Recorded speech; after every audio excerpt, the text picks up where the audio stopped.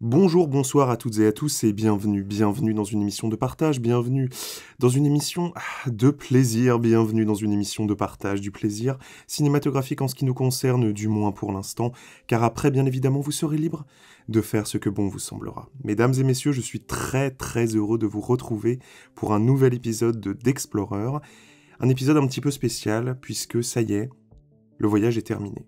Pendant les 9 derniers mois, c'était très long, je participais à une aventure. Voilà, je découvrais Twin Peaks, l'intégralité de l'œuvre Twin Peaks, créée par David Lynch et Mark Frost. Et c'est une sacrée aventure que j'ai commencée en hommage au décès du réalisateur. Et avant que l'on commence véritablement cet épisode, j'aimerais avoir une pensée pour lui, pour tout ce que son travail a pu inspirer chez vous, chez moi. Et voilà, découvrir Twin Peaks, c'était un petit peu ma façon de lui rendre hommage. Et donc c'est sous le signe de cet hommage que je place cet épisode. Alors, 9 mois d'aventure à Twin Peaks donc, c'est quelque chose que j'avais voulu, la durée de cette expérience, tout simplement parce que, selon moi, en tout cas c'est la vision que j'avais et c'est la manière que j'ai eue de mener cette expérience, découvrir une série, c'est la découvrir en respectant la manière dont elle a été écrite. Et le mode de diffusion d'une série intervient dans la manière de découper l'histoire. Si vous voulez, lorsque vous écrivez une série qui est en 8 épisodes disponibles immédiatement et en intégralité sur Netflix par exemple, vous ne l'écrivez pas du tout de la même manière que si vous savez que vous allez avoir ce qu'on appelle une diffusion feuilletonnante, c'est-à-dire avec un épisode par semaine par exemple. Dans le cadre d'une série en 8 épisodes que vous pouvez binge-watcher par exemple, il est tout à fait possible pour un scénariste d'écrire son intrigue en continu, avec simplement des séparations que l'on nommerait épisodes. Mais dans le cas d'une diffusion feuilletonnante, il est beaucoup plus probable que lorsque vous allez tenter de construire et de structurer votre histoire, vous allez créer ce qu'on appelle des boucles, des ponts, à la fin de chaque épisode, des espèces de cliffhangers en quelque sorte, pour garder le spectateur actif et s'assurer qu'il revienne évidemment la semaine prochaine. Ce n'est pas le même type de relation que l'on entretient avec une œuvre que l'on peut regarder immédiatement, ou une œuvre que l'on va retrouver de façon épisodique, hebdomadaire. Et donc, pour respecter véritablement l'œuvre, la manière dont elle avait été écrite, j'ai fait le choix de regarder les 2 premières saisons de Twin Peaks de la façon dont elles ont été écrites et diffusées, c'est-à-dire un épisode par semaine.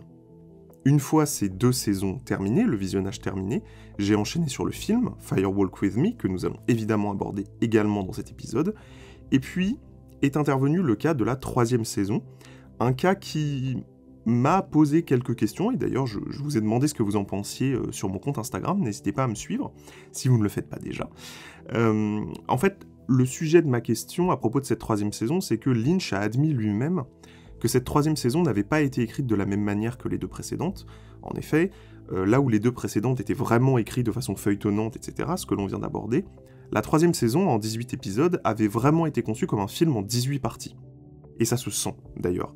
On va y revenir un petit peu sur les spécificités d'écriture de cette 3e saison, mais elle n'est pas du tout écrite de la même manière que les 2 premières.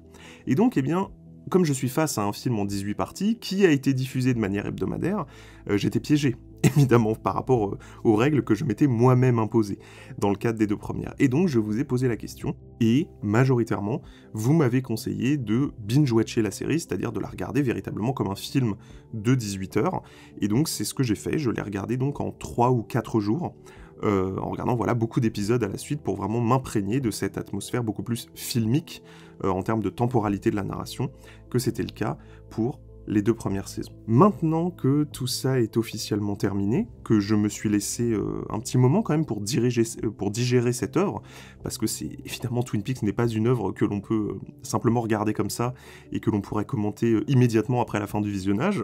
Il y a des choses sur lesquelles il faut réfléchir.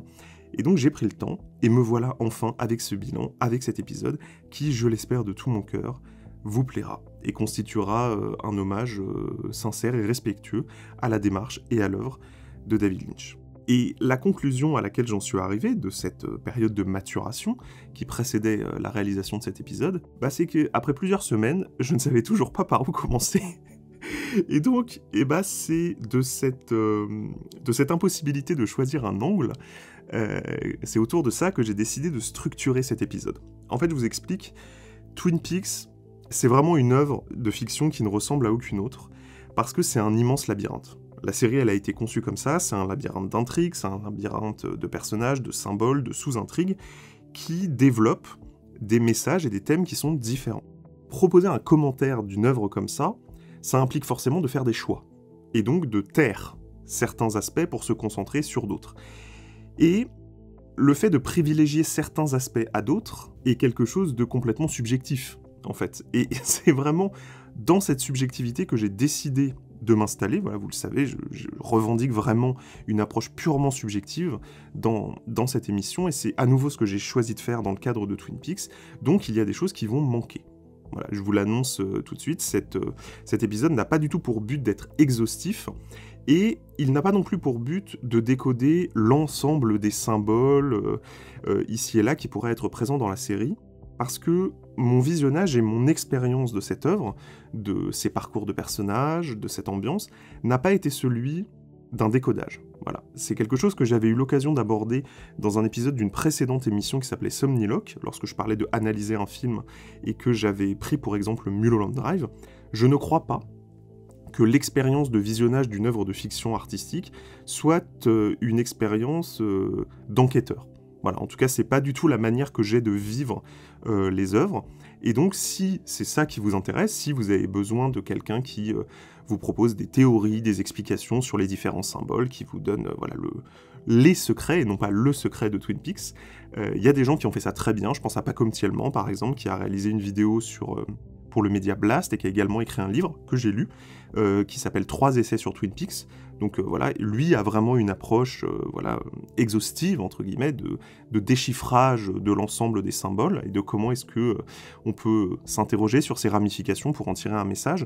Ce n'est pas nécessairement ce que j'ai fait ici, et donc, comprenez bien que cet épisode est le reflet de ma lecture à moi, subjective de l'œuvre Twin Peaks, et j'ai une idée, évidemment, sur le message porté par cette œuvre. On va aborder ce message, l'interprétation que j'en fais dans cet épisode, mais en tout cas, voilà, ça va davantage être le récit d'une expérience, un ensemble de réflexions que j'ai pu me faire à propos de l'œuvre Twin Peaks.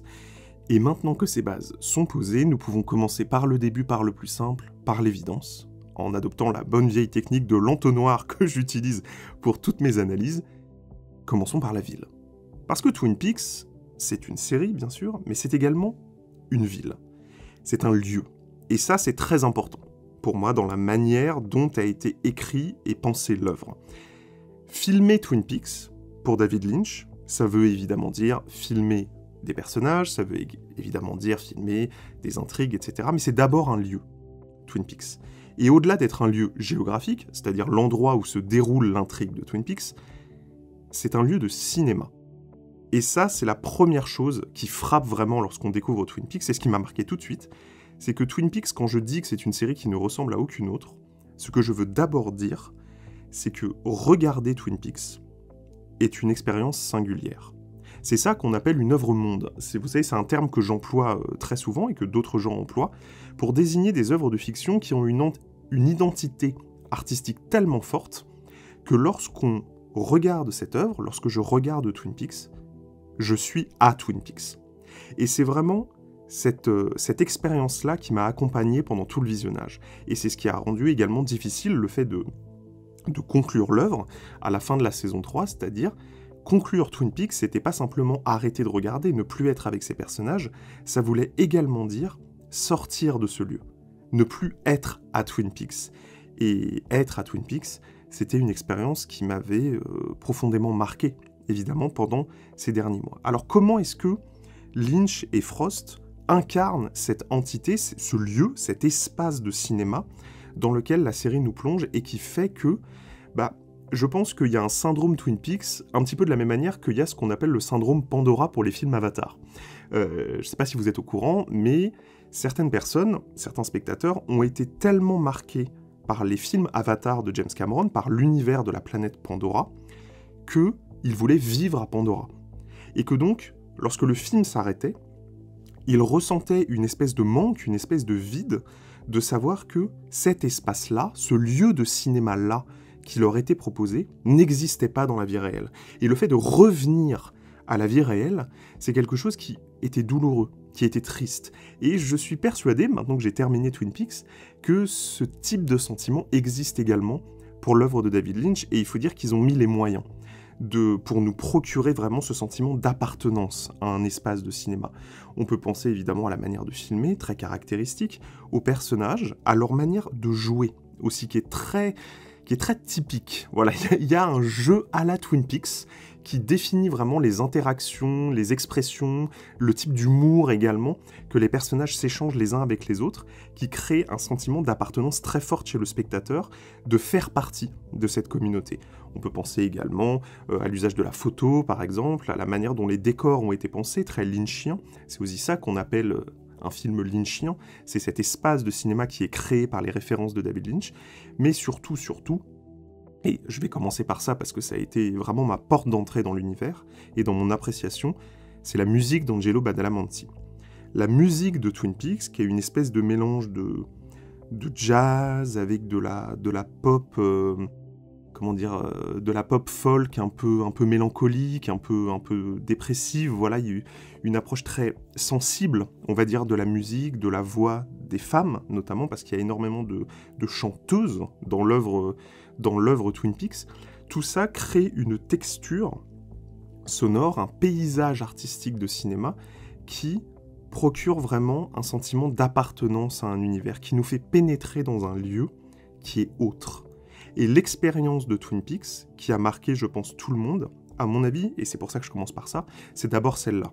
C'est ce sentiment d'appartenance à un lieu de cinéma, à un univers qu'on ne peut pas oublier, parce qu'il ne ressemble à aucun autre. Et quitter ce lieu, lorsque la série se termine, un lieu qui est un peu à la frontière du monde, évidemment, parce que Twin Peaks regorge de symboles, d'occultisme, d'onirisme, etc. Donc c'est vraiment un espace entre le cinéma et la vie réelle, entre le fantastique et l'intrigue policière réaliste. Cet espace d'entre-deux, le quitter, ça provoque une fracture qui m'a impacté. Voilà, j'ai mis quand même quelques temps avant de pouvoir recommencer une série, me replonger à nouveau dans un lieu-monde comme les Twin Peaks. Mais au-delà de quitter le lieu, c'est aussi quitter les personnages, qui a été douloureux parce que Twin Peaks, c'est un lieu, évidemment, mais c'est un lieu qui est habité.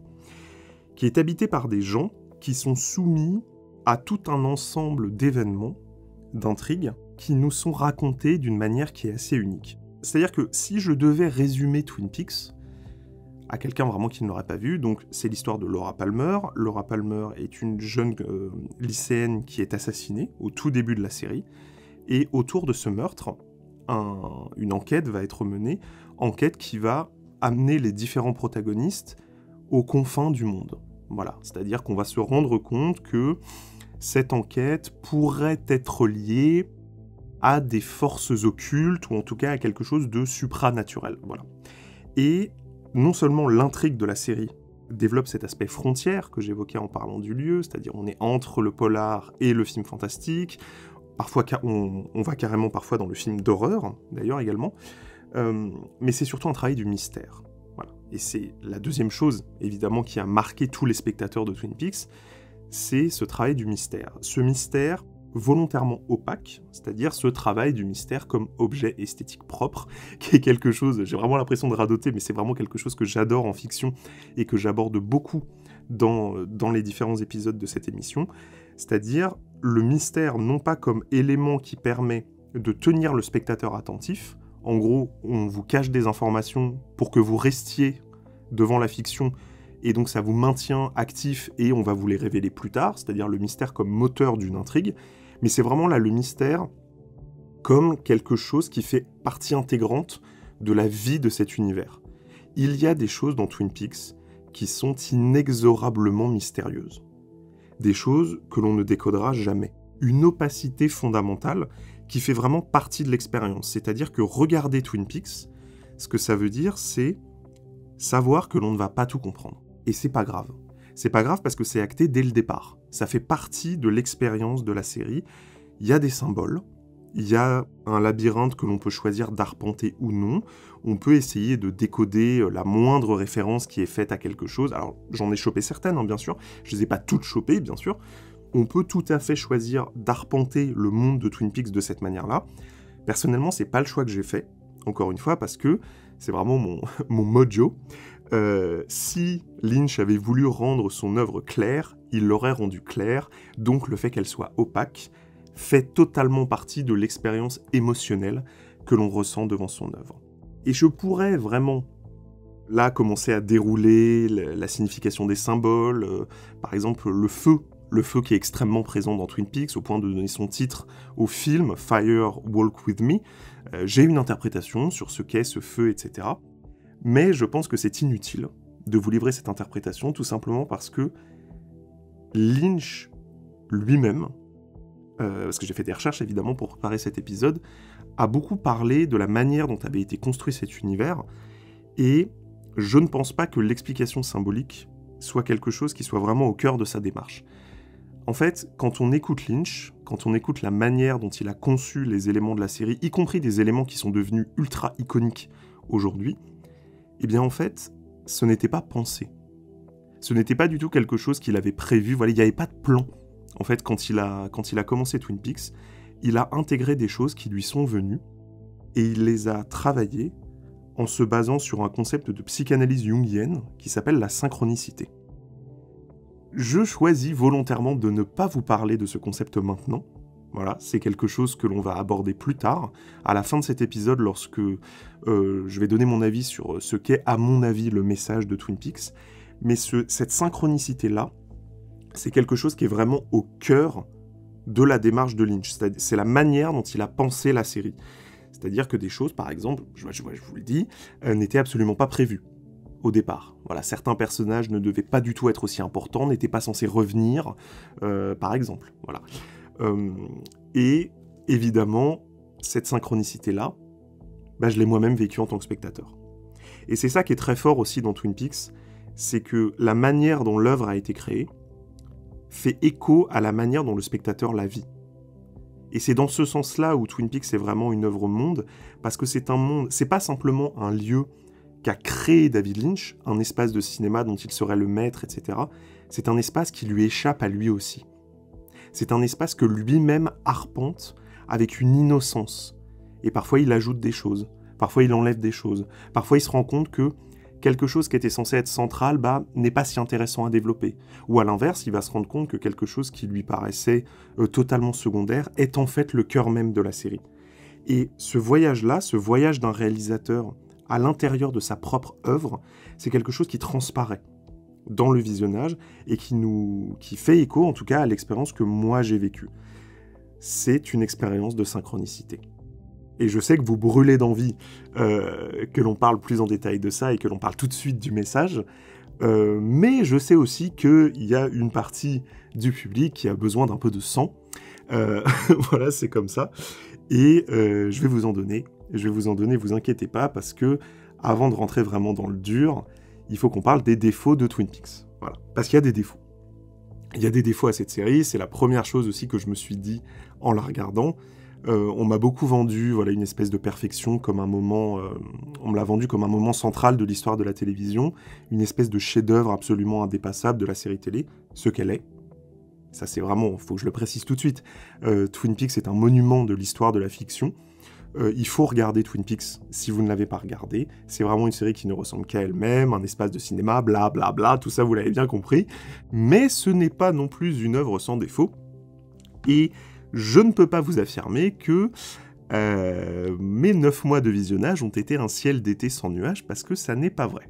Ah, non, la série a des défauts qui sont de nature différente. D'ailleurs, en fonction des différentes parties de la série, que l'on parle des 2 premières saisons, du film, ou de la 3e saison.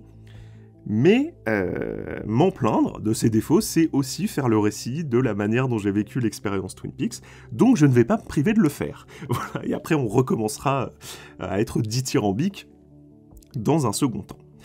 La tâche d'huile sur l'édification, le chef-d'œuvre Twin Peaks, le monument, je ne veux pas être très original, parce que je pense que c'est un avis que partagent beaucoup de gens, c'est vraiment la 2e partie de la saison 2. Voilà. Pour ceux qui ne savent vraiment pas de quoi je parle parce qu'ils n'ont pas vu la série, je ne vais pas vous spoiler, mais en gros, la première moitié de la saison 2, c'est pour moi le climax de la série. Voilà, c'est ce que la série a fait de mieux.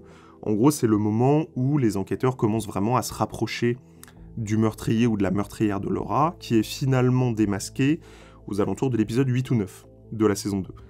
Et puis, une fois que le meurtre de Laura est résolu, à ce moment-là, la série part dans complètement autre chose, pendant à peu près une dizaine d'épisodes, et là, c'est vraiment le moment où tu souffres. C'est-à-dire que là, c'est vraiment le moment où le pilier central de l'intrigue a disparu, et donc du coup, il faut bien essayer de se réinventer. Voilà, il faut bien faire quelque chose de ce vide qui a été laissé par la réponse que tout le monde attendait depuis le début.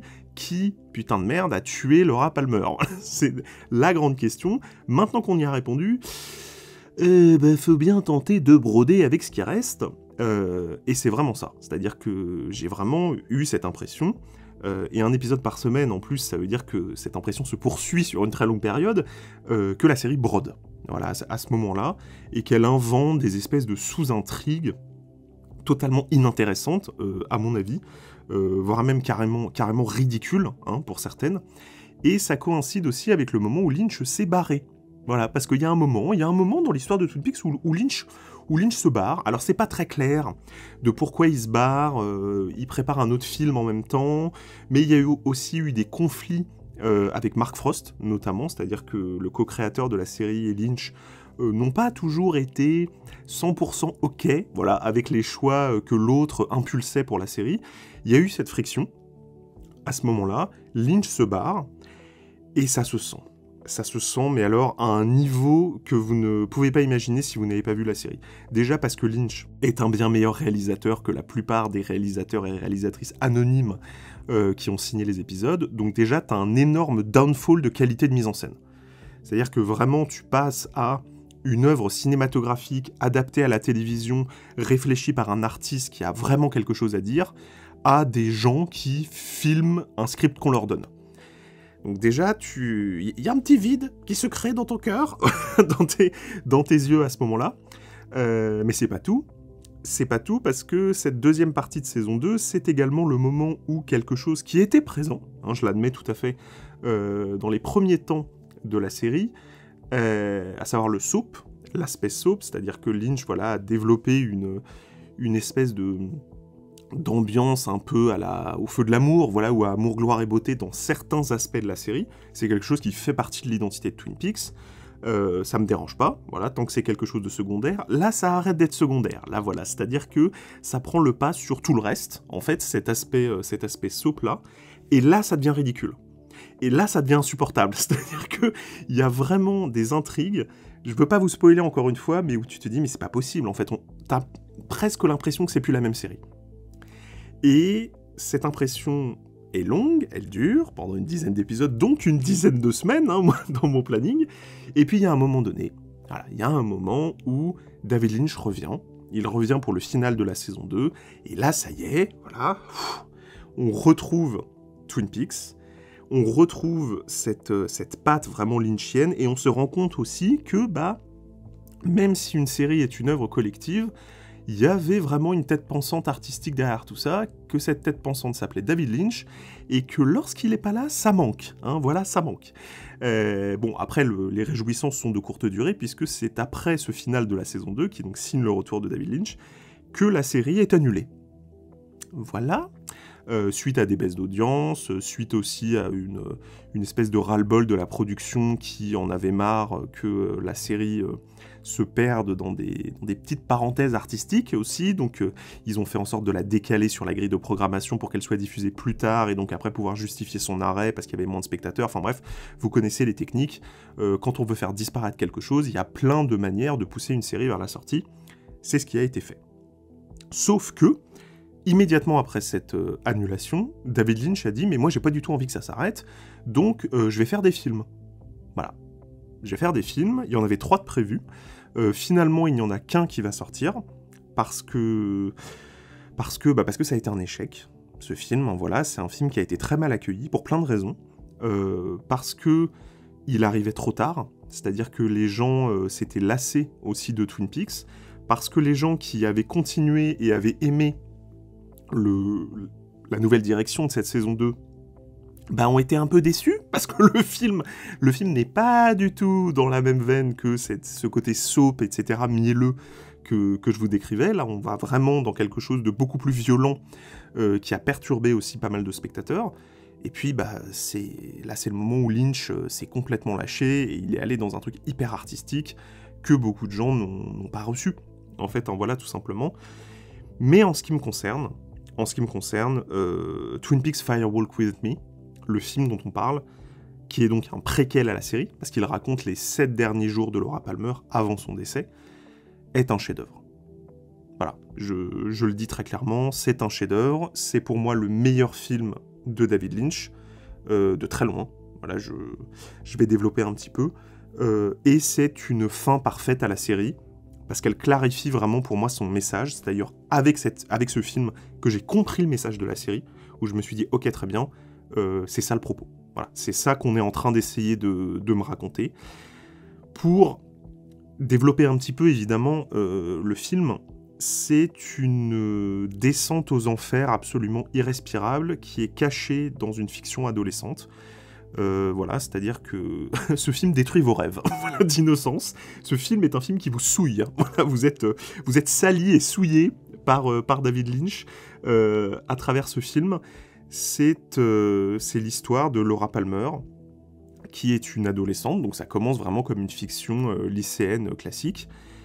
Et puis, tu te rends compte qu'elle va mal, tu te rends compte qu'elle va très mal, tu te rends compte qu'elle va très très très très très très mal, et à la fin elle meurt. Donc c'est vraiment, si vous voulez, c'est une tragédie grecque, hein, voilà. Le film contient vraiment des séquences qui sont des séquences de films d'horreur, c'est-à-dire que Les 7 derniers jours de Laura Palmer fait partie pour moi de ces films qui sont des films d'horreur, même s'ils n'ont pas été vendus comme tels.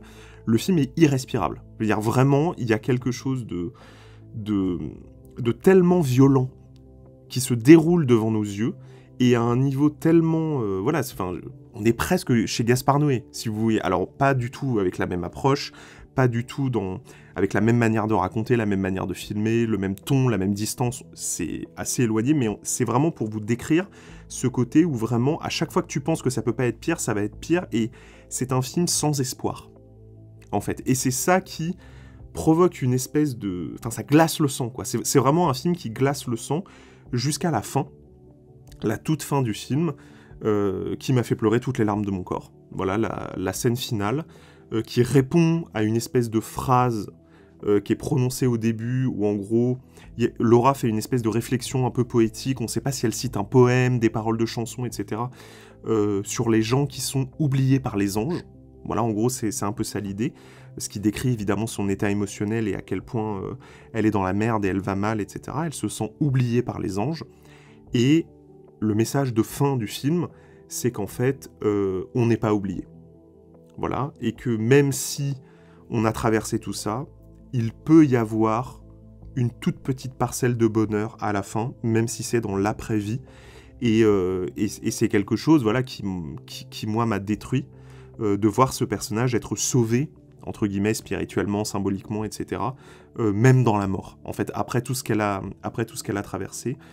Et c'est quelque chose, voilà, c'est difficile d'en parler sans vous spoiler, parce que je veux vraiment que vous regardiez ce film, et que vous regardiez cette série, et que vous la viviez aussi intensément que moi j'ai pu la vivre, mais ceux qui ont vu le film voient très très bien de quoi je parle. C'est un très grand moment de cinéma, Twin Peaks Fire Walk With Me, et même si du coup c'était pas censé être la conclusion, parce qu'il devait y avoir 3 films, etc., je vous l'ai dit, ça reste une très bonne fin, une fin presque parfaite, parce qu'elle met le doigt sur le message de la série, que l'on continuera d'aborder en fin d'épisode, je vous garde bien attentif et attentive, d'autant que ça aurait dû être la fin, mais que ça l'était pas. Voilà, ça l'était pas, parce qu'en 2017, à la surprise générale, Lynch et Mark Frost, donc voilà, Mark Frost n'était pas sur le film, mais là il revient, nous annonce une saison 3. Voilà, une saison 3, qui pareil a failli pas se faire, parce qu'en fait, en gros, petite coulisse de production, en gros, Showtime, donc une chaîne câblée américaine, avait commandé 8 ou 9 épisodes, et Lynch a dit non, moi j'en veux 18. Voilà, donc eux ils étaient là, c'est-à-dire tu veux 18 épisodes, c'est-à-dire que tu veux 2 fois le budget, en gros, enfin voilà, donc il y a eu des soucis d'argent. Finalement, l'accord qui a été trouvé, c'est que on reste sur le budget initial, En gros, voilà, Lynch a eu le budget pour 9 épisodes, ou 8, je sais plus, mais que s'il voulait faire 36 épisodes, avec ce budget, il faisait ce qu'il veut. C'est-à-dire qu'en gros, Showtime ne donnait pas plus d'argent que ce qui avait été prévu, par contre Lynch faisait ce qu'il voulait de cet argent. Et donc, c'est une liberté artistique énorme, probablement que Lynch avait rarement atteint, sauf quand il s'est autoproduit pour Inland Empire, n'avait quasiment jamais atteint durant sa carrière, et ça donne donc Twin Peaks The Return, qui est dans un style assez différent. Voilà. Donc moi, en ce qui me concerne, j'ai enchaîné Twin Peaks The Return la semaine d'après que j'avais vu le film, donc le choc a été brutal, c'est-à-dire qu'on change totalement d'ambiance dans The Return, à tel point d'ailleurs que j'ai presque du mal, même encore aujourd'hui, à considérer que cette saison 3 est la suite de Twin Peaks. Parce que pour moi, on a changé d'univers. En fait, c'est plus la même chose, la démarche n'est plus la même, donc je dirais en quelque sorte que c'est une cousine éloignée, voilà, quelque chose d'un peu comme ça, parce que la différence est fondamentale à tous les niveaux. Alors évidemment, c'est la suite de l'intrigue, ça vous vous en doutez, mais toute la dimension artistique a changé. C'est-à-dire qu'on sent que Lynch, en même temps c'est presque 20 ans plus tard, a évolué artistiquement, qu'il est plus intéressé par les mêmes choses et que son travail maintenant, c'est vraiment celui d'un expérimentateur. Et ce mot-là, d'expérimentation, c'est vraiment ce qui définit la série, cette saison 3 à mes yeux. C'est-à-dire que, déjà d'un point de vue de l'écriture, ce n'est pas une série télé. Voilà, faut vraiment commencer par ça, c'est un film en 18 parties, et ça se sent. Ça se sent, c'est-à-dire que vous avez 18 fois 1 heure, et que tu regardes 1 heure, et ça s'arrête. Voilà, ça s'arrête parce que, ça s'arrête. Voilà, c'est diffusé en série, donc t'as pas du tout ce sentiment d'accomplissement que tu peux avoir à la fin d'un épisode de Twin Peaks avec un cliffhanger, ou avec un moment de suspension, d'émotion qui clôt assez joliment un chapitre d'une histoire. Là, c'est vraiment, on t'a retiré le livre des mains, quoi. C'est, hop, à la semaine prochaine, quoi. C'est vraiment... donc c'est une expérience qui est assez déstabilisante, évidemment. Donc la narration est vraiment filmique, parce que c'est une manière la manière dont on raconte un film, justement, en bouclant 18 heures plus tard, et non pas toutes les heures, pour garder le spectateur actif et le maintenir attentif jusqu'à la semaine prochaine. La mise en scène non plus n'est plus du tout la même, c'est-à-dire que tu sens que Lynch a pensé l'écriture autour de ses désirs de mise en scène et plus l'inverse, c'est-à-dire que dans la première mouture de Twin Peaks, tu sens vraiment que ce qui est important c'est le scénario, les personnages, etc., et que de temps en temps Lynch se fait un peu plaisir, voilà, sur certains aspects. Là, c'est l'inverse, c'est-à-dire que là tu sens que Lynch se fait plaisir, et que tant mieux si ça raconte une histoire. il y a un peu ce truc-là, ce qui fait qu'on se retrouve avec des moments de poésie absolument dingue qui vont durer 15 minutes, ce qui est long, hein, c'est long, 15 minutes de temps utile dans un épisode de série, voilà, complètement dingue, et des fois, comme on est dans cette démarche d'expérimentation, ça donne des trucs complètement ridicules, hein. Aussi, toujours dans cette idée de quelque chose de recherche, voilà, tu sens qu'ils tentent des trucs, quoi, voilà, et il y a des moments, ça passe pas. Donc il y a certains plans qui, moi, me font faire des cauchemars tellement ils sont laids, voilà, en termes, je pense notamment à tout ce qui tourne autour de la théière, où vraiment tu te dis, ah ouais, d'accord, je veux dire, là c'est sans moi. C'est vraiment le sentiment que j'ai eu, où je me suis dit, non, là, par contre, faut arrêter. Là, t'es en train de te taper un délire tout seul. Donc, il y a cette histoire de théière. Il y a ce moment aussi où la tête du Major Briggs flotte. Voilà, en surimpression 2D, c'est une photo qui a été détourée sur Photoshop et il le met en mode c'est un fantôme. Ça, c'est très drôle aussi. C'est-à-dire que là, tu sens vraiment qu'il a tenté un truc et que ça n'est pas passé. Voilà, je suis désolé, je me moque un peu, mais parce qu'il faut désacraliser un peu aussi. Je veux dire, Lynch n'est pas parfait, et il nous propose des moments qui sont parfaits, à contrario dans cette saison 3. Moi, je suis particulièrement fan, par exemple, de tout ce qu'il fait avec le personnage de Dale Cooper dans cette saison 3, qui déplace donc le lieu Twin Peaks à Las Vegas. Moi, je suis ultra fan de tout ce qui se passe à Las Vegas dans cette saison. Ce qu'il fait avec ce personnage, la manière dont il le traite, dont il le réinvente, etc. Je suis ultra fan. Voilà, et le désert qui est un espace presque contraire à la forêt de Twin Peaks, qui est un lieu vraiment automnal, entre guillemets. Là, d'un seul coup, on se retrouve dans le désert avec des immenses buildings tout en verre, etc. Et ça marche du feu de Dieu. Et là, pour le coup, on a une contre-proposition esthétique d'expérimentation, parce que c'est presque une manière de détruire sa propre œuvre en la transférant dans un nouvel espace. Et là, vraiment, on assiste à quelque chose de très grand, à mon avis, avec cette partie-là. Mais le fait de déplacer cet espace, le fait de rentrer dans un processus d'expérimentation qui est tout double, ce qui est toujours le cas de l'expérimentation cinématographique, hein, et ce que je dis là d'ailleurs, je me permets de m'auto-corriger par rapport à ce que je viens de dire, c'est pas nécessairement un défaut, parce que on peut tout à fait imaginer que ce que moi j'ai mal vécu, par exemple avec cette histoire de théière sur l'expérimentation, ça va être très bien reçu par les autres. Voilà, c'est toujours le risque de l'expérimentation, c'est de la recherche formelle, on est en train de questionner la manière dont le spectateur vit les images qu'on lui propose, etc. Moi, certaines, je les ai mal vécues, d'autres très bien, peut-être que d'autres, c'est l'inverse. C'est-à-dire peut-être vous, d'ailleurs, qui m'écoutez, vous avez détesté toute la partie à Las Vegas, et au contraire, vous avez été ultra fan de tout ce qui se passe dans le monde où il y a la théière et la tête du Major Briggs. Voilà. En fait, ça nous appartient. Et c'est aussi ça qui est beau dans cette troisième saison, parce que ce travail de recherche, ça signe, si vous voulez, une espèce de geste de cinéma absolu. Tu sens que là, dans cette saison 3, et c'est aussi la raison pour laquelle Twin Peaks The Return a été considéré comme le meilleur film de l'année au moment où c'est sorti, y compris par les cahiers du cinéma, qui sont quand même pas connus pour être des gens très avant-gardistes, on va dire, sur certains aspects, ou qui vont pas se mettre à défendre des trucs qui peuvent venir de la télévision, en général.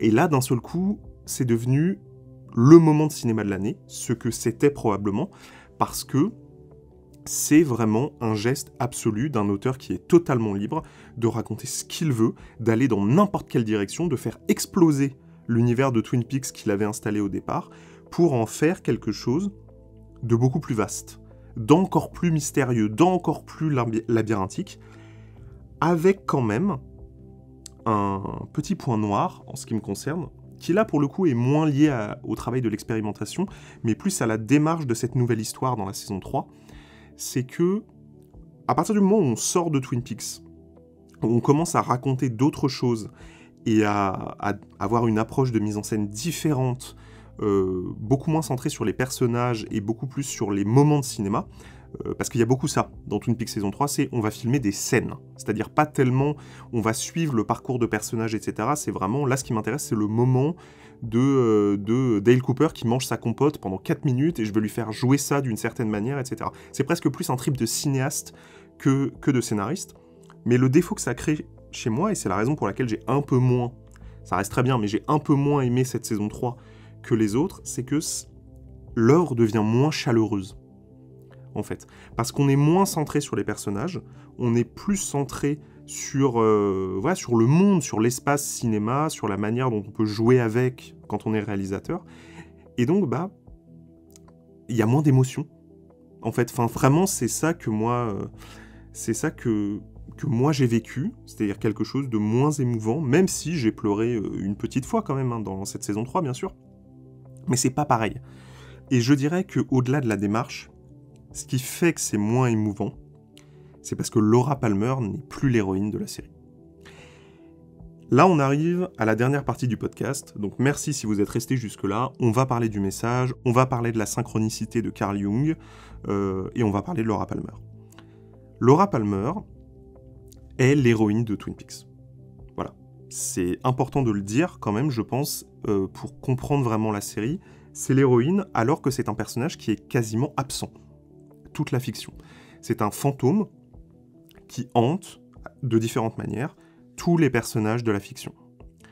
Et cette hantise, ce fantôme-là qui habite le monde de Twin Peaks, c'est ça le sujet de David Lynch. C'est-à-dire que mon interprétation de Twin Peaks, c'est que c'est une histoire de fantôme. Et qu'une fois qu'on a spoté ce truc-là, c'est la clé de tout le reste. C'est-à-dire que tout se déverrouille. En tout cas, moi, c'est comme ça que ça s'est passé. Avec moi devant la série, à partir du moment où je me suis dit, ok, il faut que j'imagine, c'est limite si je suis pas en train de me dire que toutes les scènes sont filmées du point de vue du fantôme de Laura. C'est ce que je me suis dit à un moment, en fait, à tel point, pour vous dire à quel point cette présence de Laura irrigue toute la série. Et pourquoi est-ce que ce choix a été fait de mettre Laura au centre, ce qui n'était pas prévu à la base. Et on en revient au problème de la synchronicité. La synchronicité, en psychanalyse, c'est le fait que deux éléments qui n'ont aucun rapport l'un avec l'autre vont créer du sens une fois qu'ils sont associés. C'est un sens qui ne pourrait pas exister sans cette association, et c'est un sens qui n'existe que dans l'association.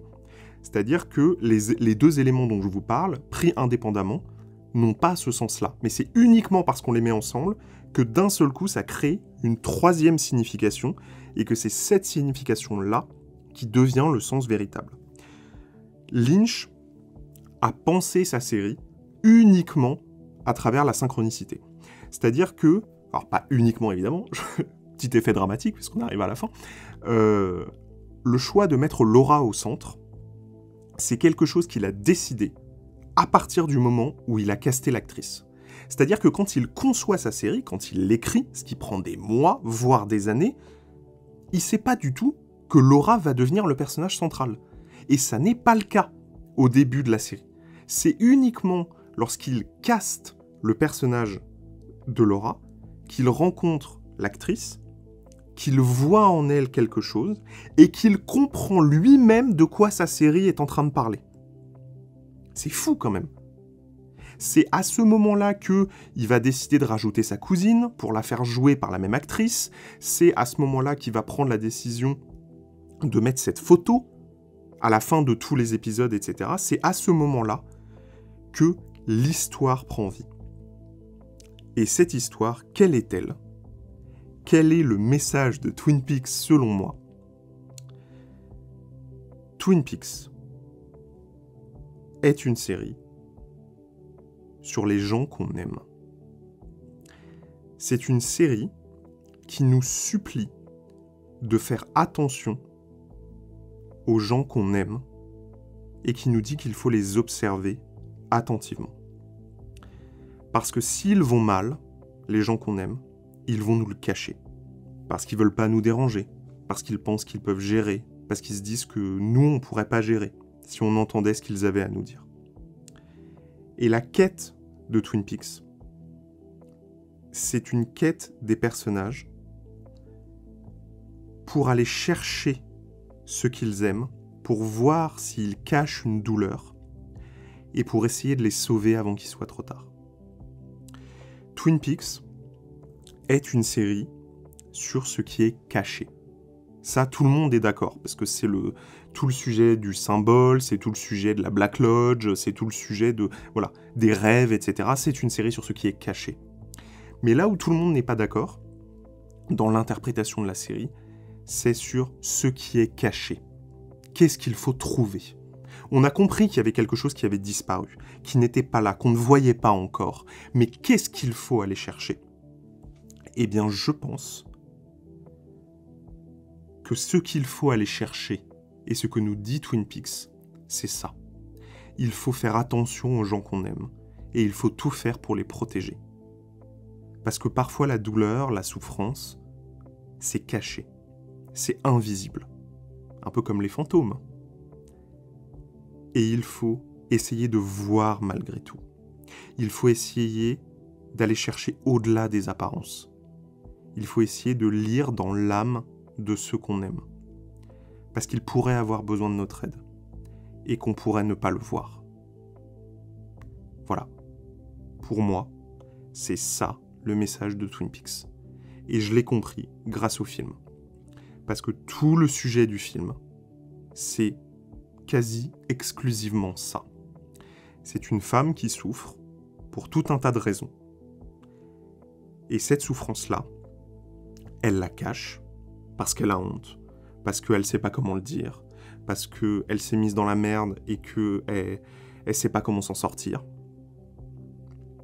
Et donc, tous les gens qui l'aiment sont aveugles à ce qui lui arrive et ne peuvent pas la sauver de ce qui lui arrive. Ce que nous montre Twin Peaks, c'est que lorsque les gens ne font pas attention à nous, ne se posent pas de questions sur nous, on meurt. Et ce thème-là, il est aussi présent dans la saison 3, d'une différente manière, avec le personnage de Dale Cooper, qui maintenant a une femme. Voilà, ceux qui ont vu la saison 3 voient très bien de quoi je parle. Une femme qui, à aucun moment, ne s'interroge sur l'état de son mari. Il va mal, il y a un problème, tout le monde le voit, tout le monde le sait. Mais cette femme qu'il aime ne le voit pas, ne fait pas attention. Et je pense vraiment que cette idée-là, cette idée de faire attention à ceux qu'on aime, d'essayer de les protéger, de prendre soin d'eux, c'est ça, le message de Twin Peaks. Voilà, c'est ça le bilan de mon aventure, c'est un message d'amour, un message d'espoir. Et même si je n'ai pas percé tous les mystères de la série, évidemment, je pense que j'en ai tiré un essentiel. Je ne peux pas évidemment affirmer de manière absolue que c'est uniquement ça le message et que c'est vraiment la seule et unique chose qui compte, etc. Peut-être que Lynch serait en désaccord avec moi, bien sûr. Mais en tout cas, moi, c'est ce que je choisis de garder. C'est la manière dont j'ai vécu la série, c'est la manière que j'ai eue de l'interpréter, c'est la manière que j'ai eue de vivre cette expérience, cette aventure, et je trouve que c'est un beau message. Et donc, à la manière de Cooper, c'est ce que je vais choisir de croire. Et donc, c'est ce que je vous partage dans cet épisode. Je vous remercie de l'avoir écouté jusqu'au bout. Je sais qu'il était un petit peu long, mais on ne peut pas faire court, évidemment, sur une fiction comme Twin Peaks. Je vous remercie d'être resté avec moi aussi longtemps. Je tenais également à m'excuser, évidemment, pour le retard, puisque cet épisode aurait dû sortir il y a quelques temps, mais voilà, ça fait 4 mois que je n'ai rien publié. Il faut dire que j'ai retrouvé un travail qui me prend beaucoup de temps. Je suis passé d'un 35 à un 37 heures avec des transports, et du coup, j'ai beaucoup moins de temps pour moi. J'ai à peine le temps d'aller au cinéma, voilà, pour tout vous dire. Mais je vais essayer, évidemment, de me réserver du temps pour continuer à vous parler de cinéma sur Internet, c'est promis. Merci beaucoup. Passez une bonne nuit ou une bonne journée, ça dépend du moment où vous écoutez cet épisode. Et moi, je vous dis à très vite pour encore plus de grands moments de cinéma. Salut tout le monde.